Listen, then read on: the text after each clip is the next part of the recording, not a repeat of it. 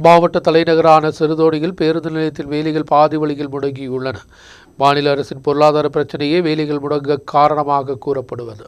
2018 மழை வெள்ளத்தில்தான் சிறுதோணி டவுனில் தற்காலிக பேருந்து நிலையம் முழுவதுமாக சேதமடைந்தது. இதோடு புதிய பேருந்து நிலையம் வேண்டுமென்ற கோரிக்கை எழுந்தது. இதைத் தொடர்ந்து 2019 எம்எல்ஏவாக இருந்த ரோசி அகஸ்டின் எர்த்வொர்க்கிற்கும் தற்காலிக பேருந்து காத்திருப்பு நிலையத்திற்கும் 50 லட்சம் ரூபாய் அனுமதித்தார். இந்த பணத்தை ஒப்பந்தத்தில் எடுத்த கான்ட்ராக்டர் எஸ்டிமேட்டை கண்டுகொள்ளாமல் தன்னுடைய சொந்த விருப்பத்தின்படி மண்ணை நீக்கம் செய்து கூடுதல் பணம் மோசடி செய்தார். PWDயுடன் இணைந்து முதல் ஒப்பந்தக்காரர் எஸ்டிமேட்டில் குளறுபடிகள் நடத்தினார். தொடர்ந்து எம்எல்ஏவின் 1 கோடியும் இரிகேஷன் துறையின் 1 கோடியும் சேர்ந்து பேருந்து நிலையத்தின் வேலைகள் மற்றும் கட்டுமான வேலைகளும் நடத்தப்பட்டது. இது மட்டுமல்லாமல் இடுக்கி மாவட்ட பஞ்சாயத்தின் 2 கோடி ரூபாய் செலவில் காம்ப்ளெக்ஸ் வேலைகளும் தொடங்கப்பட்டது. ஆனால் இதற்கான வேலைகள் இதுவரை நிறைவு பெறவில்லை. தற்போது வேலைகள் முடக்கப்பட்டுள்ளன. நிறைவு செய்த வேலைகளுக்கு சரியான நேரத்தில் பணம் கிடைக்காததே வேலைகள் മുടങ്ങ മുഖ്യ കാരണം. ഇടുക്കിയിൽ ജില്ലാ ആസ്ഥാനത്ത് വർഷങ്ങളായി നിർമ്മാണത്തിലിരിക്കുന്ന ചെറുതോണി ബസ് സ്റ്റാൻഡ് പാതി വഴിയിൽ അതിൻ്റെ പ്രവർത്തനങ്ങൾ നിലച്ചിരിക്കുന്നു.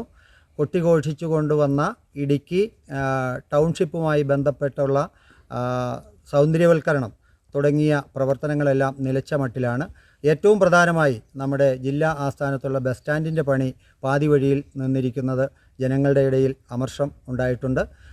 വർഷങ്ങളായി അതിന് പല ജില്ലാ പഞ്ചായത്തിൽ നിന്നും സർക്കാരിൽ നിന്നുമെല്ലാം ഫണ്ട് അനുവദിച്ചെങ്കിലും ഒന്നും എത്താത്ത രീതിയിൽ പകുതിയായി പണികൾ നിർത്തിയിട്ടിരിക്കുന്ന ആ ബസ് സ്റ്റാൻഡിൻ്റെ പ്രവർത്തനം എത്രയും പെട്ടെന്ന് പണികൾ പൂർത്തീകരിച്ച് ചെറുതോണി ബஸ் ஸ்டாண்ட் ஜனங்களுக்கு திறந்து கொடுக்கணும்னு ஆവശ്யப்படுന്നു.